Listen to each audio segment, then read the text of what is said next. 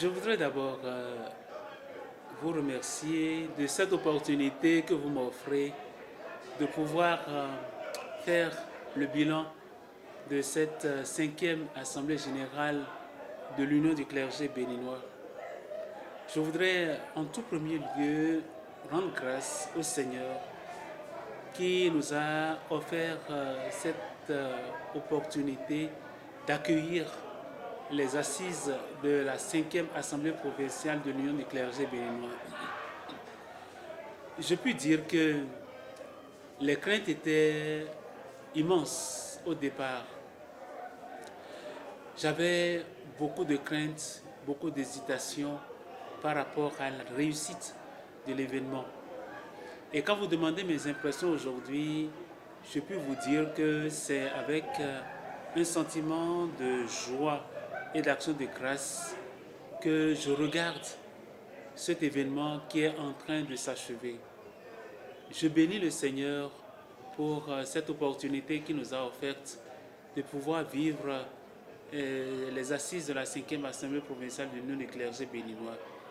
C'était un défi à relever et avec la force de l'esprit qui a inspiré les organisateurs, je vais parler du bureau diocésain de l'Union du clergé béninois, de tous les agents pastoraux du diocèse de Porto-Novo, prêtres, religieux, religieuses, laïcs engagés, et bien avec leur concours, nous avons pu relever le défi et je puis vraiment me réjouir. Ce sont donc des sentiments de joie, de reconnaissance, d'action de grâce au Seigneur. Et je voudrais vous remercier encore une fois pour cette opportunité que vous m'offrez de pouvoir témoigner de ce que j'ai vu et entendu.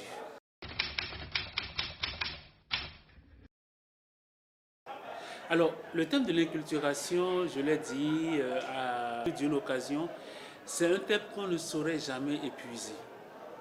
En fait, nous avons reçu l'évangile et l'évangile, la lumière de l'évangile doit impacter nos cultures.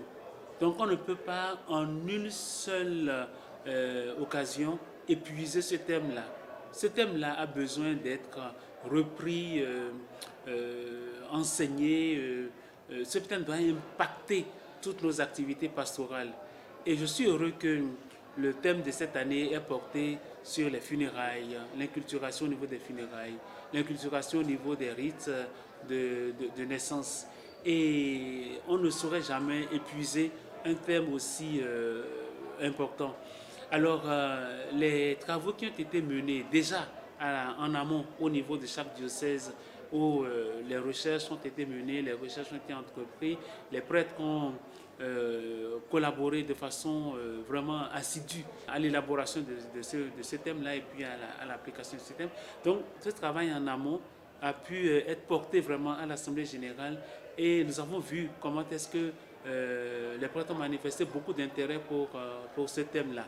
Et les conférences que nous avons eues ont permis d'explorer davantage le contenu de ce thème, les limites dans lesquelles on devrait pouvoir se trouver pour élaborer ce thème et bien sûr comment aller au-delà de ces limites-là. C'est pour ça que je dis que ce thème est bienvenu et il mérite qu'il puisse être encore approfondi et on ne peut pas s'en tenir à une seule année et que ce thème-là continue d'alimenter le souci pastoral et puisse vraiment alimenter aussi le zèle pastoral des prêtres que nous sommes.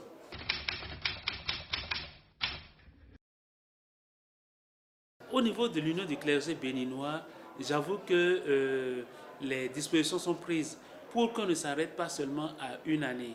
Et il faut dire que, même tout à l'heure, j'ai insisté sur le fait que nous devons pouvoir disposer d'un plan triennal ou d'un plan quinquennal dans le choix des thèmes. Et avant vraiment de passer à ce plan, il faut d'abord asseoir le thème dont nous disposons à l'heure actuelle. Et je crois que au niveau de l'Union du clergé béninois, nous veillons à ce que ce thème-là soit, je dirais, redéployé au sein des paroisses, au sein du presbytérium, au sein du conseil presbytéral, pour que nous puissions nous approprier ce thème-là davantage et en faire une pastorale commune dans l'intérêt des fidèles qui nous sont confiés.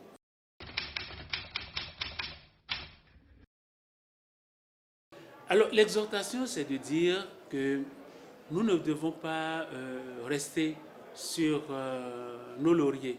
C'est vrai que l'Assemblée provinciale de l'Union ecclésiastique béninoise a montré un peu la capacité d'accueil que le Seigneur a inspiré au diocèse de Porto Novo. Mais nous devons chercher à aller plus loin. Essayons d'abord d'approfondir les acquis que nous avons eus, tant au niveau du thème que de l'accueil des dispositions prises des infrastructures, mais nous devons aller plus loin. Et ça, c'est chaque jour que nous devons le vivre. Et on n'est pas l'homme d'un moment, mais c'est chaque jour que nous cherchons à affirmer notre foi, à affirmer le témoignage chrétien. Le thème de l'année dans notre diocèse, c'est témoigner du Christ en Église Famille de Dieu à Porto Novo. Et justement, ce thème-là vient éclairer tout ce que nous avons pu vivre pendant les assises de cette 5e Assemblée provinciale. C'est-à-dire qu'il ne suffit pas seulement de parler, il faut prendre des engagements. Nous allons repartir d'ici avec des convictions fermes, avec des engagements fermes que nous devons redéployer au niveau de toutes les structures, au niveau de toutes les couches sociales dans notre diocèse. Donc, les recommandations méritent d'être épluchées l'une après l'autre pour que nous puissions veiller au bien-être de nos fidèles, car nous savons combien nos fidèles sont vraiment mal à l'aise quand il s'agit de questions de rites autour du baptême, de questions autour des funérailles. Donc, la lumière de l'évangile que nous leur apportons et qui s'inspire de tout ce que nous avons pu recevoir ici, continuera à produire son effet, et cela sous l'inspiration de l'Esprit Saint. C'est une innovation dans le diocèse de Porto Novo, et je me réjouis de cette innovation-là parce que vous savez qu'autrefois, les journées mondiales de la jeunesse avaient lieu au Rameau, et puis le pape a demandé que désormais les journées mondiales de la jeunesse aient lieu le 34e dimanche du temps ordinaire à l'occasion de la solennité du Christ roi. Et nous avons voulu, dans cette perspective-là, créer un Pélé jeune, et la première édition aura lieu justement en février prochain, les week-ends des 19 et 20 février. Et ce sera une première dans le diocèse. Et là aussi, c'est un défi à relever. Et nous attendons beaucoup de jeunes qui viendraient et nous voulons parler aux jeunes. Déjà, avec les catéchèses que nous avons prévues dans le diocèse, il y a un contact qui se fait avec les jeunes. Un contact pastoral qui se fait avec les jeunes. Nous avons prévu 5 catéchèses dans le diocèse. Nous en sommes à la 2e. Il en reste encore 3 autres.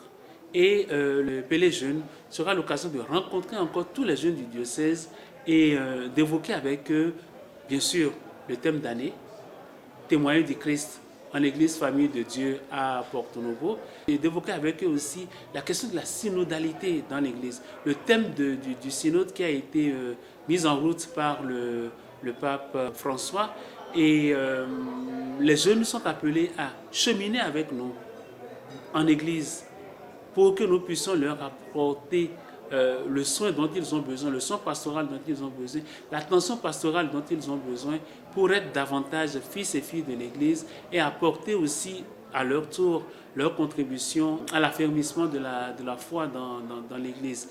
Et bien sûr, les questions qui ont été évoquées au cours de cette 5e Assemblée provinciale de l'Union ecclésiastique béninoise, ces questions-là vont revenir d'une manière ou d'autre. Et je me réjouis des questions que les jeunes posent lors de ces rencontres-là.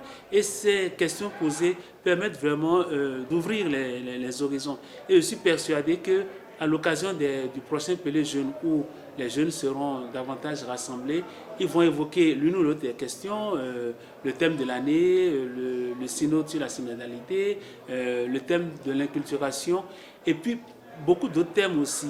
Alors je les invite vraiment à répondre massivement à cette invitation que nous leur adressons, surtout que c'est dans la période des congés de détente. Ça a été choisi exprès pour permettre vraiment de ratisser large et de permettre à beaucoup de jeunes de venir et de participer effectivement à ce Pélé jeune qui commencera donc le vendredi 18 pour s'achever le dimanche 20 février.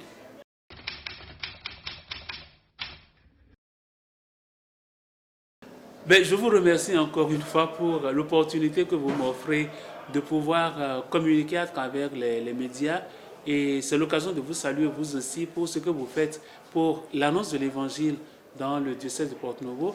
Avant-hier, nous avons célébré la fête de Saint François de Sales, le patron des journalistes.